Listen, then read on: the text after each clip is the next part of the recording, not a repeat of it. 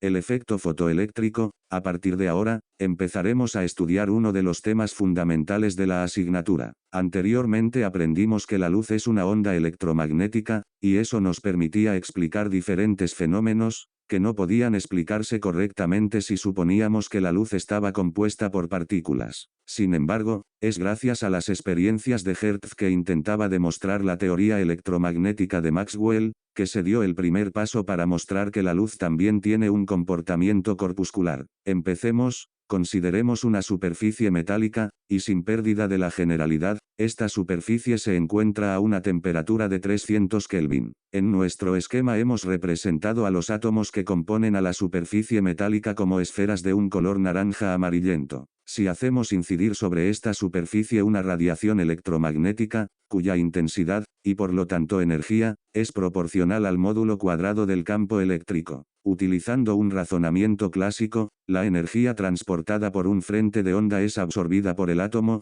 Si la energía de la onda es suficientemente grande, inmediatamente se logra extraer un electrón de la superficie metálica. Podemos decir entonces, que la onda electromagnética arrancó un electrón de la superficie. Si la energía no es suficiente, solo es cuestión de esperar el tiempo suficiente para que el electrón sea arrancado. En principio, podemos explicar esto basándonos en el principio de Huygens, que nos dice que cada punto del frente de onda, es una fuente puntual para un nuevo frente de onda. Por lo tanto, si el frente de onda no tiene energía suficiente para arrancar el electrón, tenemos que esperar que el átomo absorba tantos frentes de onda como necesite para llegar a la energía necesaria para poder expulsar un electrón. Sin embargo, esto que clásicamente era un resultado que se esperaba, no se observaba experimentalmente bajo ciertas circunstancias. En 1900 Lenard realizó una serie de experiencias que aportaron importante información acerca de las características del efecto fotoeléctrico. Estas pueden resumirse en lo siguiente. 1.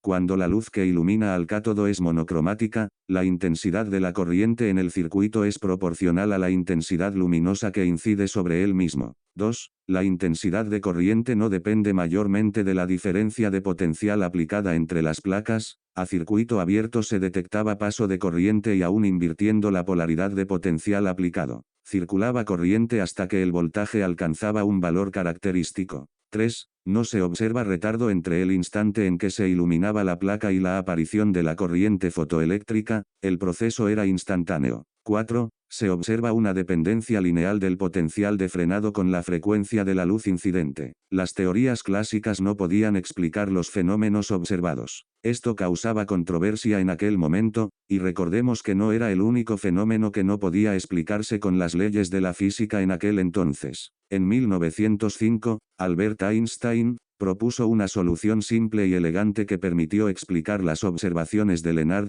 y se convirtió en una de las piedras angulares de la teoría que posteriormente sería conocida como teoría cuántica. La idea de Einstein era sencilla, propuso que la energía de una onda electromagnética no estaba distribuida en forma continua en todo el frente de onda, sino, que la energía estaba concentrada en pequeños paquetes de onda, y que la energía de estos paquetes llamados fotones era igual a una constante por la frecuencia de la onda. Esta idea, iba en consonancia con la idea propuesta por Max Planck para solucionar la catástrofe del ultravioleta, un tema que ya hemos estudiado anteriormente. Entonces, estos fotones son absorbidos por los átomos de la superficie metálica. Si la energía de los fotones, h-nu, es mayor a una energía mínima necesaria, phi0, para extraer el electrón es extraído del material. La energía mínima necesaria phi0, también es llamada función trabajo. En cambio, si la energía del fotón está por debajo de phi0, el átomo absorbe el fotón, pero al no tener la energía suficiente para expulsar un electrón, el único efecto que observamos es un aumento de la energía cinética del átomo. Por lo tanto, al aumentar su energía cinética, macroscópicamente se observa como un aumento en la temperatura de la superficie metálica. Por lo tanto, cuando ocurre el efecto fotoeléctrico, es decir, la extracción de un electrón de la superficie metálica, el electrón es expulsado con una energía cinética Tmax. El valor de Tmax es igual a la diferencia entre la energía del fotón incidente y la función trabajo.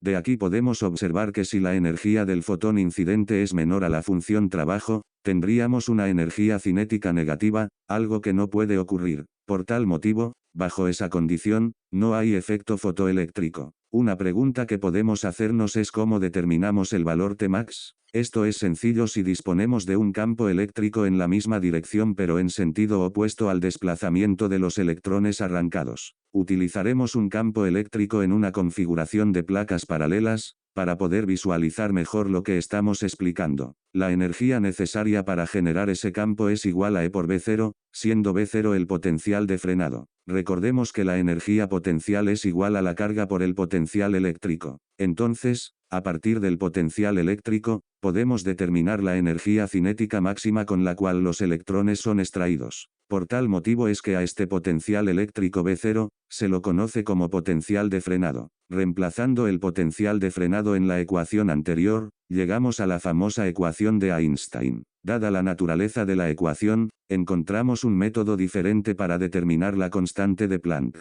El éxito de la teoría estaba en la consistencia que había con el planteo de Planck. Espero que les haya servido, sepan disculpar pero no tengo un micrófono decente y mucho menos tengo habilidades para crear vídeos. Espero sus consultas, y les recuerdo que el material aquí presentado es complementario a los demás ofrecidos.